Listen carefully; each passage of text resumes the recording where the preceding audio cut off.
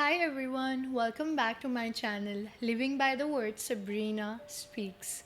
What if the most powerful thing you've ever done is not preaching, it's not leading, it's not even writing or reading the word, but it is simply encouraging people? और ये आज हम देखेंगे from the story of Barnabas. He is actually a very hidden character in the Bible, लेकिन उन्हीं की वजह से हम Gospel of Mark तक पहुँचते हैं. तो आइए आज हम बरनाबस के बारे में सीखते हैं.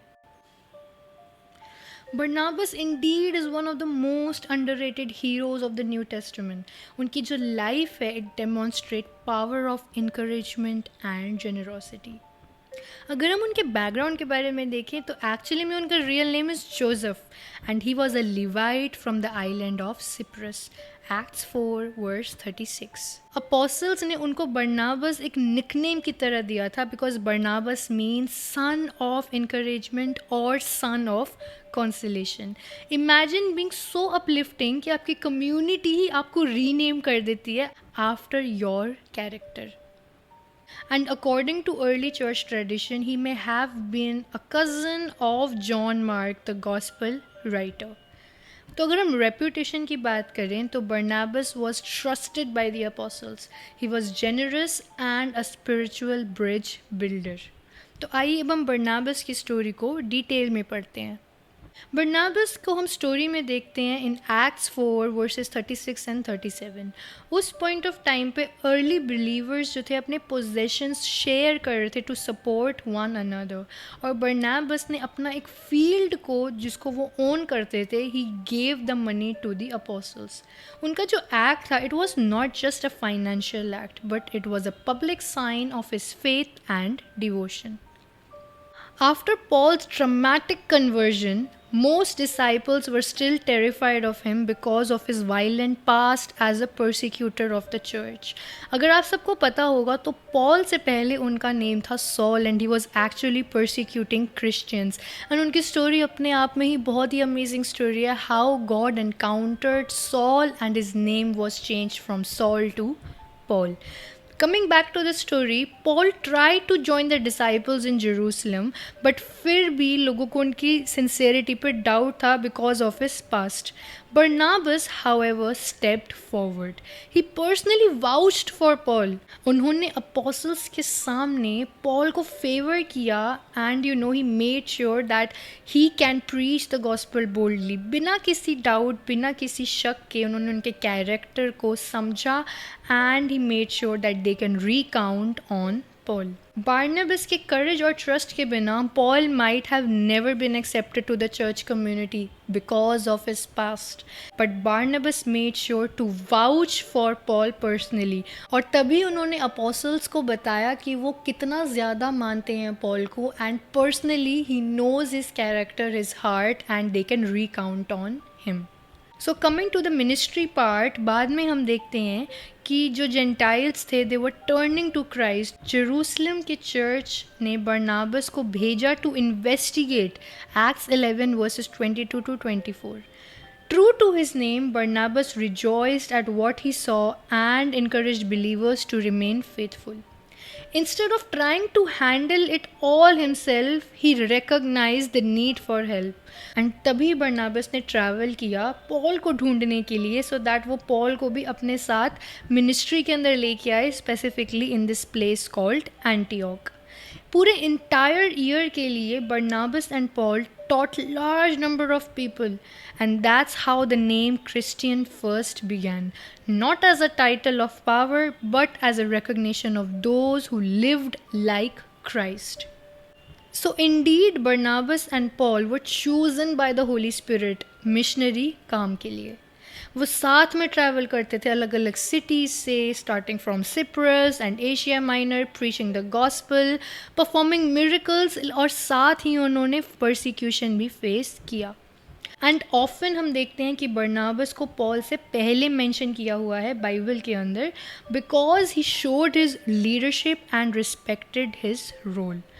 धीरे धीरे हम देखते हैं कि Paul took the more prominent role but Barnabas remained steady as his partner. तो इंडीड पॉल के तरक्की के पीछे भी बरनाबस का पूरा हाथ है. फिर आगे हम देखते हैं that during the first missionary journey Mark, who was Barnabas' relative, abandoned the mission. Later, we see that when Paul suggested returning to strengthen the churches, Barnabas wanted to give Mark another chance. But Paul ने उस time पे refuse कर दिया. उनकी disagreement की वजह से उन दोनों को अपने अपने रास्ते अलग करने पड़े. पॉल ने साइलस को चूज़ किया और बरनाबस ने मार्क को चूज़ किया टू गो टू सिप्रस. ये मोमेंट हमें दिखाता है बरनाबस इज ट्रू कैरेक्टर. और बाद में फिर हम खुद देखते हैं that Paul himself acknowledge the value of Mark. 2 Timothy chapter 4 verse 11 में पॉल ने बोला get Mark and bring him with you because he is helpful to me in ministry. और वहाँ पे हम देखते हैं कि एक रेस्टोरेशन होता है that is largely because of Barnabas. Even though focus Paul के ऊपर था, but Barnabas' influence remained. Early church writings suggest that he continued preaching, especially in Cyprus. Tradition says that he was eventually martyred there. 4 lessons that we learned from this story. Number 1, encouragement multiplies ministry. Barnabas ने दूसरों को उठाया and through them countless lives were changed. Number 2, generosity is a mark of faith. He gave sacrificially because he trusted God more than his possessions. Next, stand for others when no one else will. और यहीं पे हम देखते हैं कि Barnabas ने Paul के ऊपर तो रिस्क लिया ही लिया, बट मार्क को सेकेंड चांस दे के भी रिस्क लिया एंड उनके दोनों रिस्क बहुत ही सक्सेसफुल रहे. बिकॉज आगे चल के हम देखते हैं that both these people became world changers. So Indeed encouragement brings transformation. Last point, encouragers may not always be in the spotlight, but without them, spotlight leaders would never shine.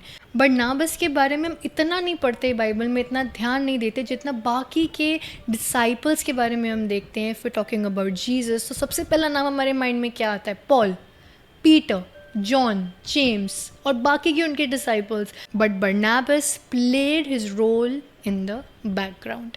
और यही आज की इंकरेजमेंट है.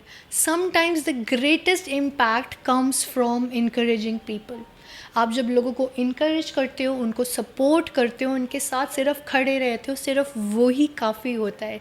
You don't have to do big things, you don't have to have anything special, you don't have to start with something great.